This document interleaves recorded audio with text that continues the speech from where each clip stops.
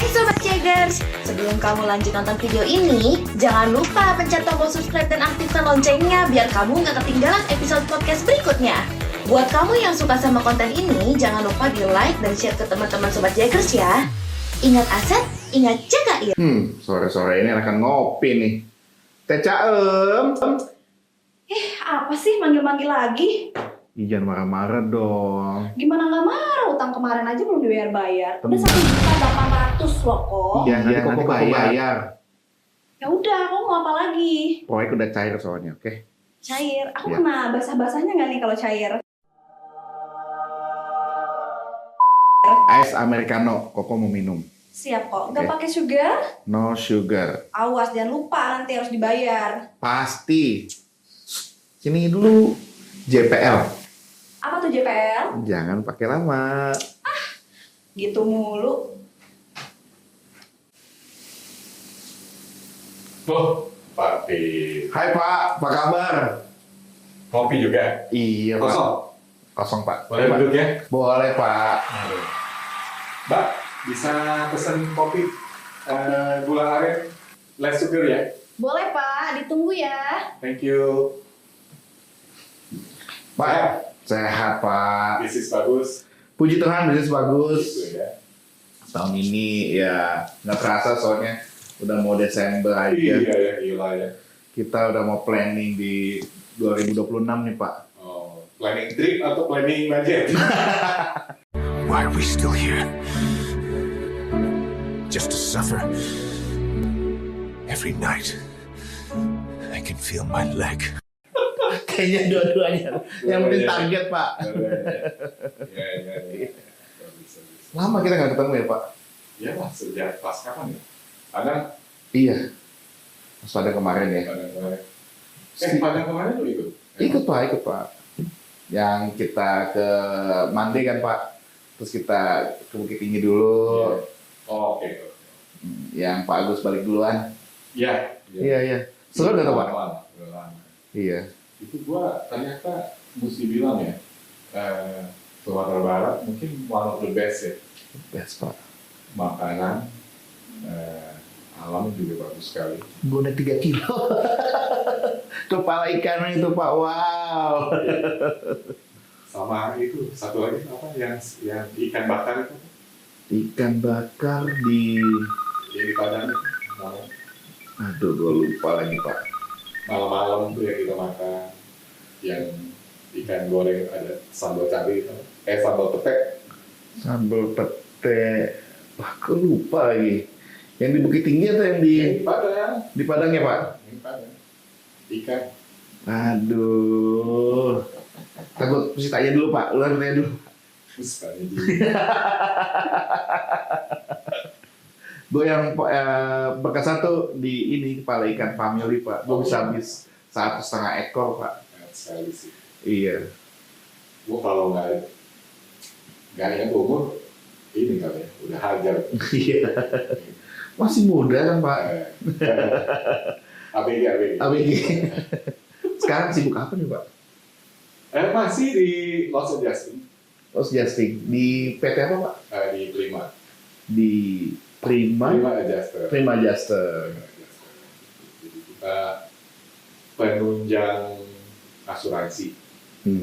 Kalau industri asuransi kan ada penunjang asuransi misalnya, salah satunya Piala, Ya. ya, sama Victor. Ya. Gua di loss adjusting ya. Jadi loss adjusting itu kan kalau ada klaim, biasanya pihak asuransi itu menunjuk pihak yang imparsial. Parsial ya. Jalanan udah berapa lama Pak di... Jadi adjusternya atau Iya, saya mau cerita flashback dulu Pak. Dulu cita-citanya mau jadi apa Pak Agus? Wah, kalau dibilang cita-cita ya, gua nggak pernah kepikir jadi Oke. adjuster. Oke.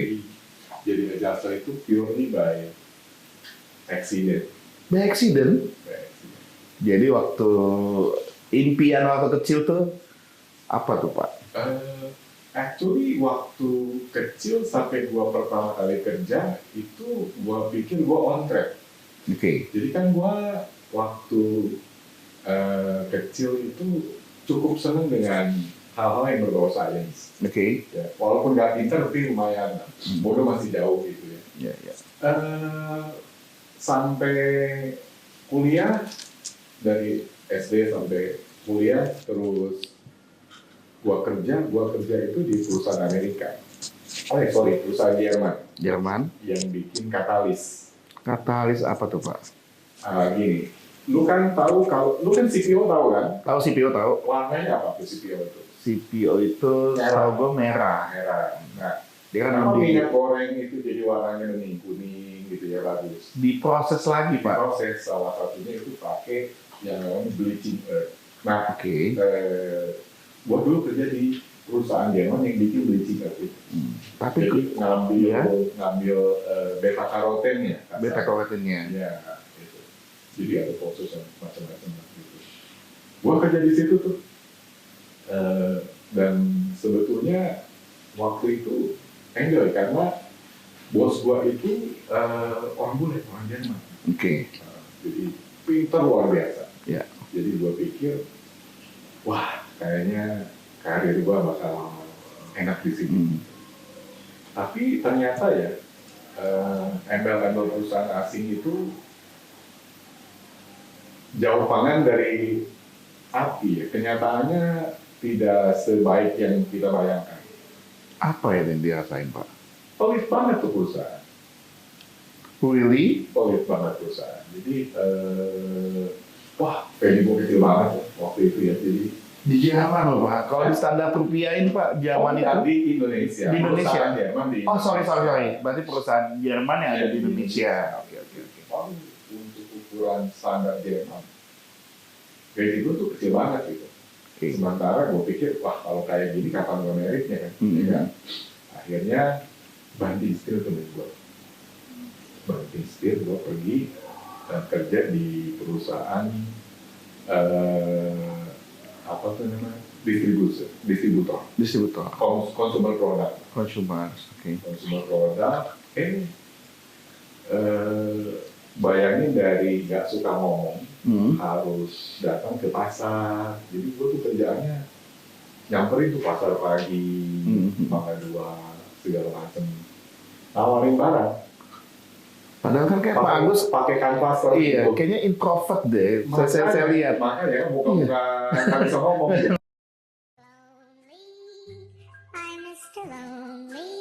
Oke. Ya, kan? Tapi karena tuntutan ya dipaksa mau nggak mau harus bisa kan? Harus bisa, ya. Gue tuh belajar dari Berarti as marketing Pak atau marketing. Wow. Banyak aja loh. marketing? Dari kerja di lab, kerjanya dengan benda gitu ya, kan gue research gitu, cek barang segala macam, ngetes ini ngetes itu, terus sampai harus ketemu orang.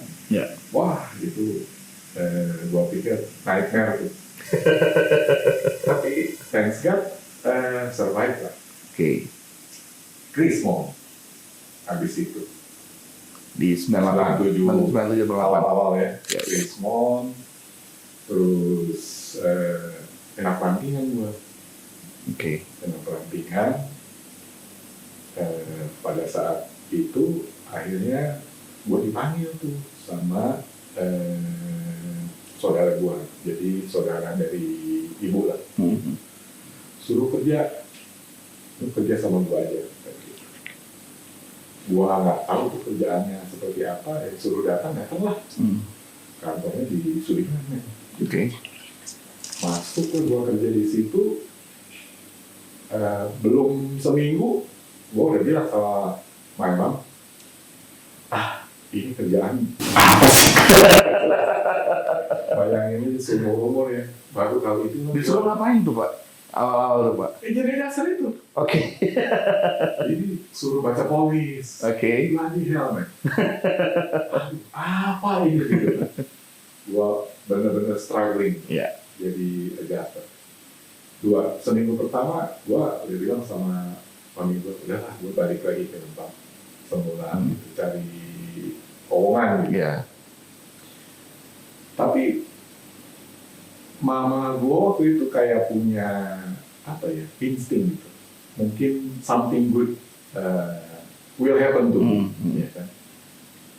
Jadi dia bilang, cobalah sebulan. Iya. Gitu.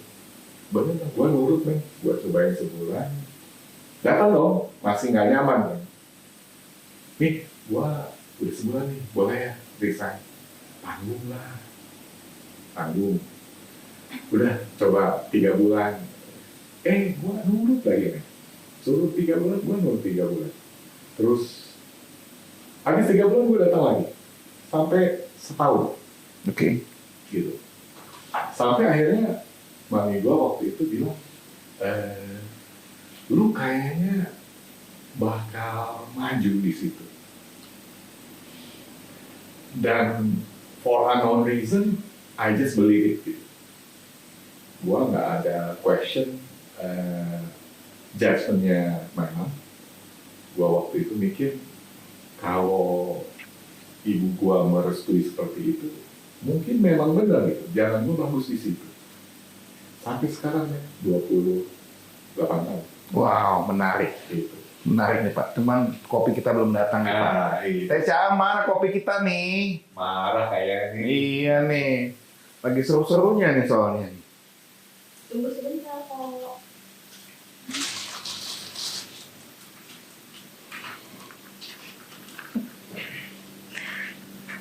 Ini kok kopinya. Oh, thank you. Yang hitam-hitam punya Koko, yang ini punya bapaknya. Iya. Ada kopi, coy. Saya pikir udah pulang, Pak, tadi. Enggak dong, Ca.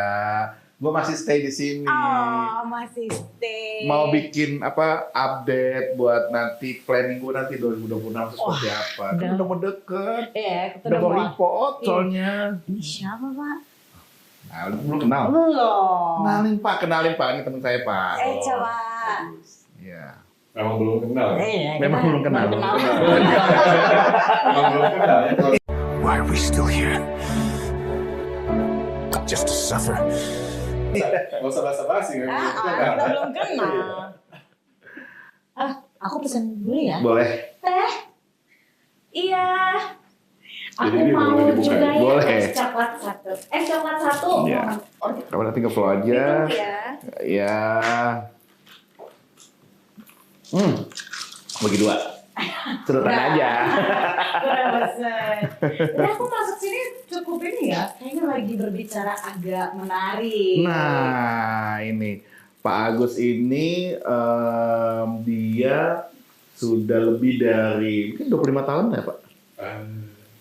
20, jangan 28. 28 di industri loss adjusting ya Pak berarti bilang. Wow, lama juga ya Pak. Jasa penilai kerugian ya bahasanya. Oh, apa yang membuat Bapak tertarik untuk masuk? Soalnya kan tadi saya Oh, nggak ada tertarik ya? Nggak ada. Nggak ada tertarik. Iya, karena tadi saya dengar kayak bukan passionnya juga gitu kan. Enggak, bukan passion. Jadi awalnya memang tidak pernah terpikir Tidak terpikir. masuk industri ini. Tadi kan bilang Ada accident. profesi seperti ini pun juga gue nggak pernah terpikir, jujur. Iya. Gue tuh no idea at all. Ada pekerjaan yang seperti ini. Even sampai sekarang kalau ditanya gitu ya sama orang yang tidak di industri, ngejelasinnya susah. Lu kerjanya apa? Oh, saya loss adjuster. Misalnya kalau gue ketemu sama saudara-saudaranya mertua gue di Semarang. Iya. Awal-awal nih, setiap kali ketemu awkward.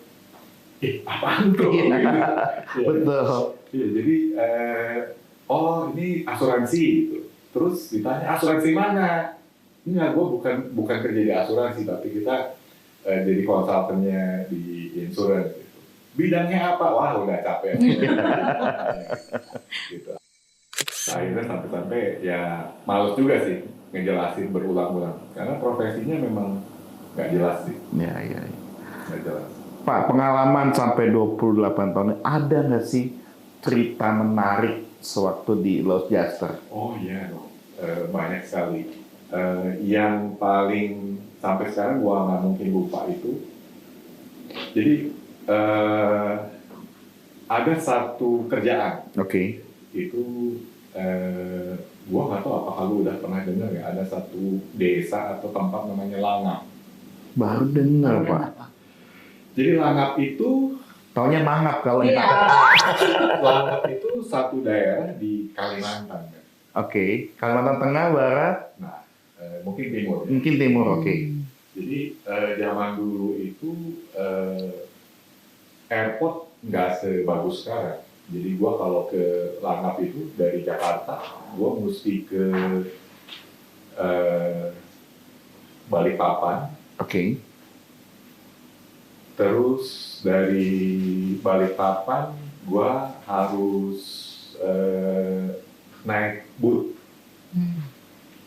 Itu mungkin 3-4 jam ke satu kota di dekat situ namanya Malinau. Oh sorry, dari Jakarta gue mesti ke Tarakan. Tarakan, oke. Kan atasnya Kalimantan tuh. Ya, Tarakan mesti naik speedboat, nyebrang laut, masuk sungai. Berapa jam tuh Pak naik speedboatnya? Kalau dalam kondisi normal 4 jam. Nah, jadi ceritanya gue disuruh lah sama my employer gitu untuk melakukan survei alat berat. Ya. Gue pergi ke sana. Sampai Tarakan selamat, aman. Oke. Ya kan? Nah, dari Tarakan kan naik speedboat tuh. Ya. Lu tau nggak di tengah jalan itu speedboatnya mati, men. Oke. Nggak ada mesin cadangan. Gimana? Mati. Jadi gua orang leasing satu sama operatornya Oh. bertiga tuh kita. Lomba ambing gue di tengah laut itu, ya kan? Terus kita nggak tahu mesti ngapain. Itu di pagi, siang, atau? Siang. Siang, oke. Literally kalau misalnya on schedule, gue by 3-4 p.m. itu udah nyampe di Malinau. Di Malinau. Literally kalau Literally. semuanya on schedule. Iya, doing good. Problemnya kan mati di tengah jalan nih, Ya. speedboatnya. Itu kita utak-atik gitu ya. Semuanya kan montir dadakan kayak gitu kan. Iya. Itu kenapa tiba-tiba mesinnya mati. Ya. Yang bikin jadi sempet apa ya, jantung deg-degan itu kalau kapal gede lewat, kita kan makin Iya, makin hanyut. Iya. Nggak mungkin kan gua ngayuh. Ngayuh itu kan gila aja itu, masih jauh sekali. Nah, sampai akhirnya setelah mungkin 2-3 jam terombang-ambing itu, kita manage tuh. Bisa tuh nyala si mesin. Oke. Nyala si mesin. Tapi udah gelap. Problem kedua muncul lagi. Lampunya mati, men itu. Oke. Betul-betul konyol ya. Wah, kalau dipikir-pikir gua pengen gua pukul aja kan si operator gitu. Ya, maksudnya dia nggak prepare, lampunya mati tuh. Itu risikonya besar karena udah mulai masuk ke sungai kan, ke muara gitu. Dan banyak sekali log yang yang ngambang. Iya, lo kayu ya. Itu kalau nggak kelihatan kan nabrak itu Iya, bisa nggak betul. Gitu kan. By that time, gua akhirnya berdoa, men.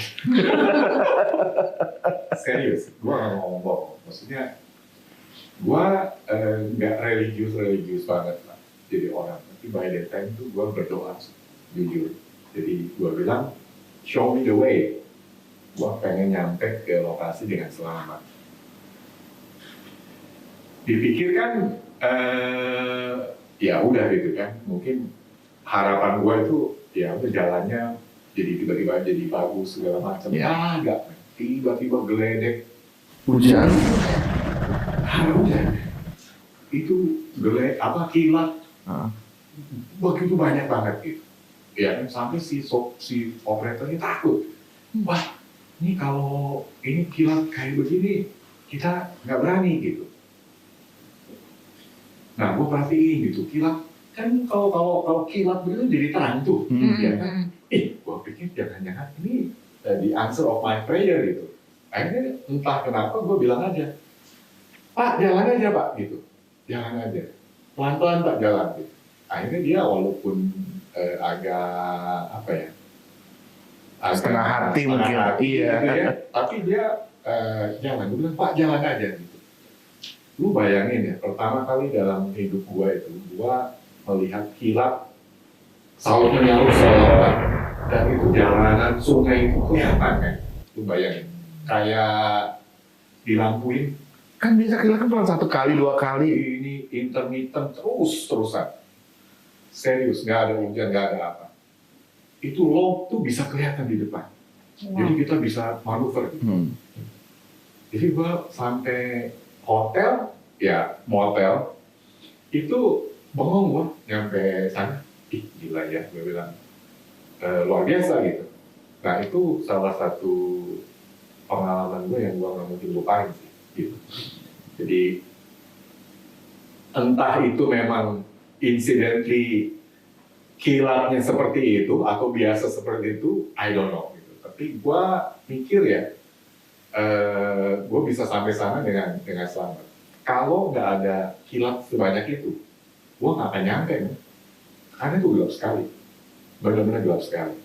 Jadi si kilat itu nyala terus-terusan, dan si operator itu bisa ngebut. Ya. Karena dia bisa ngeliat Bisa ngeliat loknya di mana. Iya, dari di mana itu depan. Ada ya. setengah jam atau 1 jam betul. Lebih, Pak. lebih. Gua sampai hotel itu jam 1 pagi. Bayangin aja tuh.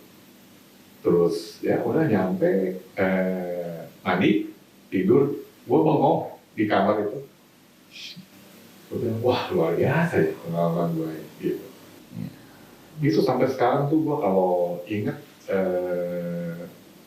gua sih percaya ya itu pasti yang di atas tuh ngasih gua jalan gitu. Betul. For the first time itu gua mikir, wah ini kalau sampai kenapa gimana gitu ya. Baru merit kan. Kirain mikirnya, wah, Udah beli asuransi travel gitu ya. Jadi ya singkat cerita gue nyampe tuh dengan selamat. dengan selamat. Surveinya sih biasa, tapi the journey yang gue Perjalanan ke sananya. alami itu luar biasa. Berarti berapa jam tuh Pak perjalanannya berarti? Dari mendarat itu kan jam 3, nyampe jam 1 pagi lah. Berarti 8 jam. 8 jam. Lama banget. Yang harusnya 3-4 jam udah nyampe. Gitu. Mabuk laut nggak Pak? Gue sih nggak pernah mabuk laut. Jadi gue kondisi gimana cukup andal gitu. Jadi sejauh ini sih kalau di air nggak masalah. Nggak ketemu buaya juga Pak?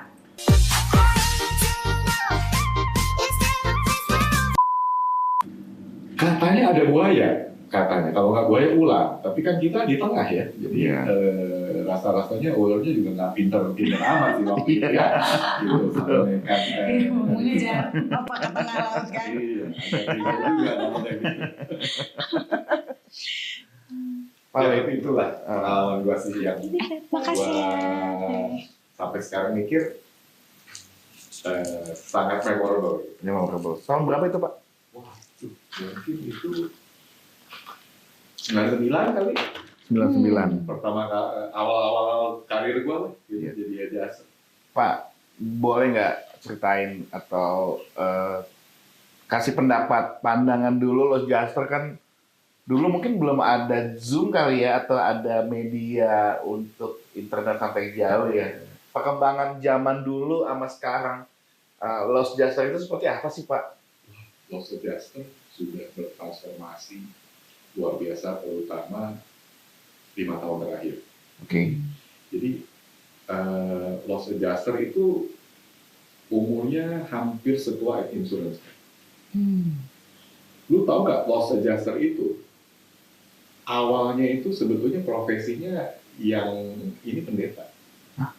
Pendeta. Gimana Pak maksudnya? Itu pendeta yang jadi penengah itu. Jadi awal Los Los Jasper. Adjuster itu kan polisnya simpel kan. Ya. Jadi misalnya kargo segala macam. Nah, kalau ada dispute, orang yang dipercayai pada zaman itu ya pendeta. Jadi pendeta itu get the facts gitu. Menurut kamu gimana kejadiannya? Misalnya terus saya nanya kamu juga, oh nggak bisa dong kamu begini. Ya udah, coba yang ini ngalah, bayar segini. Gitu. Awalnya seperti itu. Cuma berkembangnya insurance, kan pendeta nggak belajar teknik, Betul. dia kan belajarnya Alkitab. Alkitab. Iya, Ya kan? hanya feel aja. Iya. Jadi akhirnya udah nggak sanggup lagi untuk ngikutin. Barulah di situ dibentuk yang namanya Institute Charter of Loss Adjuster. Mulailah dicari itu yang spesialis misalnya dari engineering aspeknya dan segala macam. Nah, dari situ sampai 2020 itu boleh dibilang ya itu aja. Jadi berdasarkan skill segala macam. Kalaupun ada tambahan teknologi itu purely untuk mempercepat proses administrasi. Lokasi.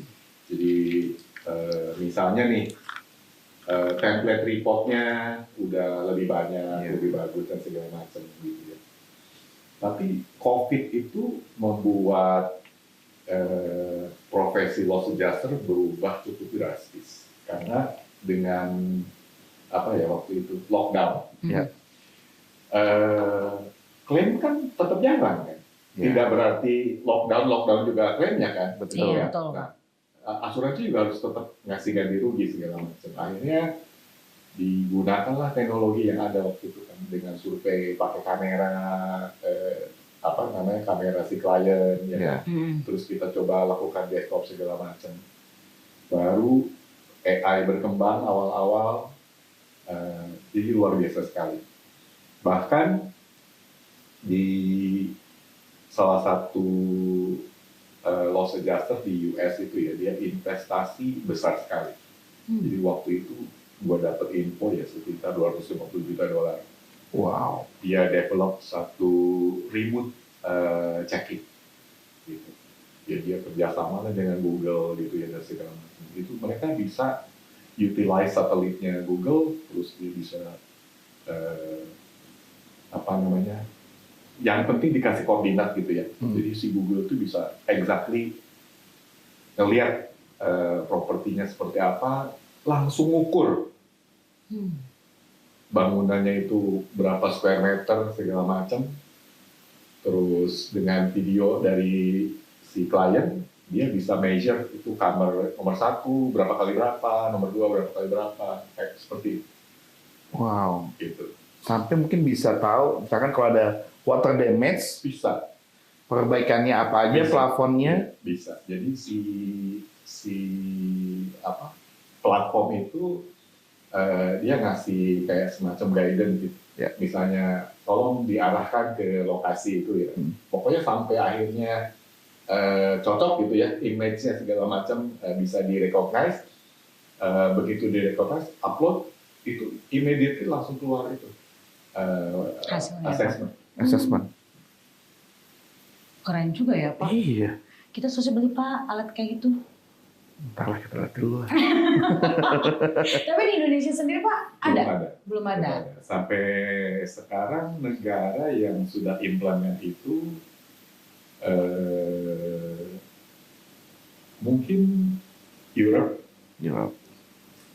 Itu ada partner kita di Perancis juga mulai implement, tapi untuk domestik ya sama motor vehicle. Kalau Amerika dia duluan ya gitu. Singapura belum, Malaysia juga kayaknya at the stage of doing that gitu, belum ini. Kalau Singapura memang mungkin nggak visible karena size-nya terlalu kecil ya untuk implementasi itu. Tapi China luar biasa. China sudah implement untuk motor vehicle gitu. Jadi Agustus tahun lalu gue pergi ke Cina. Ya. Jadi kita berkunjung ke satu private insurance namanya Sunshine Group. Kita di demo. Jadi bagaimana mereka bertransformasi ya dalam hal claim handling. Jadi awal mereka berdiri itu average aging untuk klaimnya itu 28 hari. In 5 years time itu agingnya 15 menit. 15 menit Pak. Dari 28 hari. Makanya Cina waktu itu gua bilang sama temen gua ya, orang Cina. there is no way, nothing can stop China from becoming the number one gitu. Karena pola pikirnya, semuanya ya, etosnya luar biasa sekali. Kita kalah nih, segala-galanya, gitu. Kalah. Kita satu-satunya yang gua banggain dari mereka waktu itu adalah gua ngomong Inggris lebih pintar aja. Ya benar-benar. Itu doang. Gitu. Ada dan nggak ada yang bisa kita ini. Kita kalah segala-galanya. Mereka punya ini luar biasa sekali. Gitu. Sunshine Group. Pak, tanya dong Pak, menurut Pak Agus, bagaimana sih tren market asuransi saat ini di Indonesia? Tren dalam hal Apa marketnya, lalu mungkin pola orang interested sama asuransi, atau mungkin jenis produknya. Menurut pandangan Bapak tuh apa? lu nanya ke orang yang salah. Oh iya, sorry. Oke. Tapi from my experience, asuransi itu mutlak perlu. Mm. Dan kalau misalnya, not because gua deket sama lu gitu ya, Yeah. tapi pakai penantara itu better. Oke. Karena gini, kalau kita dealing sendiri, kan knowledge-nya segala macam terbatas. Ya. Ya kan, kalau ada pialang itu yang memang kerjanya itu ya, baca polis, dealing dengan insurance segala macam, jauh lebih gampang sebetulnya. Gitu. Jadi sih lebih bagus memang pakai pialang asuransi daripada dealing sendiri. Jadi gua nggak pernah habis pikir juga sih kalau ada orang yang dulunya pakai broker terus tiba-tiba pengen direct gitu. Unless misalnya brokernya ini banget kali ya, nyebelin banget sampai akhirnya dia trauma gitu. Tapi KBRU enggak lah ya. Thank you. Pak, pertanyaan ini dong Pak, buat anak muda seperti aku. Nah. Kalau mau jadi loss adjuster, apakah harus dari teknik atau pokoknya dari spesialis tertentu, atau sebenarnya bisa bebas? Ya kayak misalkan Eca lulusan Iya, apa? Aku lulusan teknik perminyakan Pak. Oh, kirain lulusan pertanian. Aku teknik perminyakan, tapi mungkin ada di luar sana teman-teman kita yang sebenarnya jadi loss adjuster bisa nggak ya dari jurusan lain gitu? Harus teknik. Di Prima, di company-nya saya, kita memang prioritasin orang yang punya background pendidikan teknik. Kenapa? Untuk ngitung bangunan misalnya, kan kita butuh civil engineer. Nggak mungkin sarjana akuntansi review bill of quantity ya, penawaran. Iya. Mesin pun kita pasti dealing sebaiknya sama mechanical engineer, teknik mesin, ya kan? Gini deh, lu background-nya apa? Komputer akuntansi, Pak. Komputer akuntansi. Oke, kalau misalnya gua suruh lu untuk jelasin tentang impeller gitu, bisa nggak? Apa itu ya? Exactly my point. My point exactly. Gue taunya crankshaft. Itu pun dikit-dikit. Udah lupa ya Pak? Iya. Ya, jadi seperti itu tuh. Iya. Jadi misalnya adaptasinya jadi jauh lebih lama. Lama. Gitu. Jadi karena kita servicing company kan, jadi kalau bisa misalnya kita dealing itu adjusternya sudah familiar dengan jargon-jargon teknik, Jago-jago teknik ya. ya kan? Impeller, terus crankshaft kan lu tahu ya? Iya. Oke, crankshaft lu tahu. Kalau heat exchangers misalnya, lu tahu nggak? Heat panas Pak. Nggak tahu. Ya kan? Terus misalnya bagaimana cara kerjanya gitu kan? Kan bingung juga, ya kan? Dulu belajar di alat bersih, ada hidrolik, terus ya udah crankshaft, penggerak gitu. Udah sebatas umum-umum doang, Pak. Nah itu makanya kita di kami itu sebaiknya backgroundnya teknik.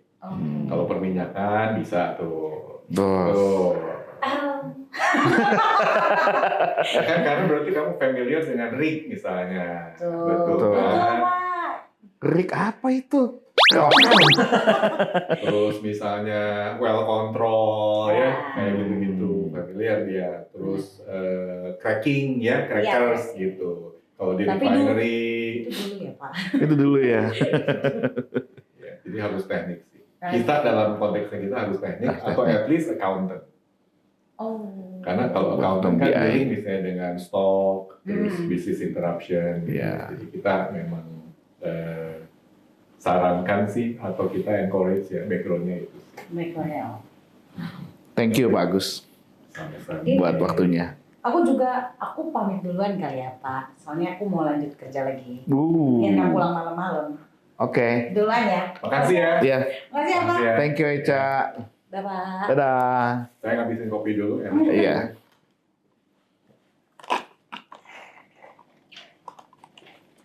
Oke kalau gitu. Settle ya. Ya. Saya Makasih Pak. Thank you Pak Agus. Oke. Sehat selalu ya Pak. Sip, sip. Teh Caem, Iya Koko. total berapa? Mau bayar ya Kok? Beneran Iya kan? dong. Hari ini bayar. Iya, berapa semua?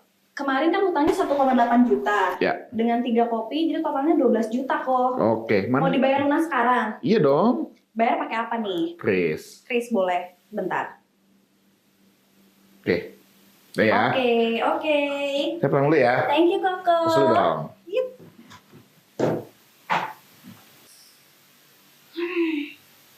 Kok ada yang aneh ya? Si Koko tadi perginya cepat-cepat banget. Dan ini kok nggak ada notif ya? 12 jutanya mana nih? Jangan-jangan dia ngibulin gue nih. Beneran nih dia ngibulin gue. Koko!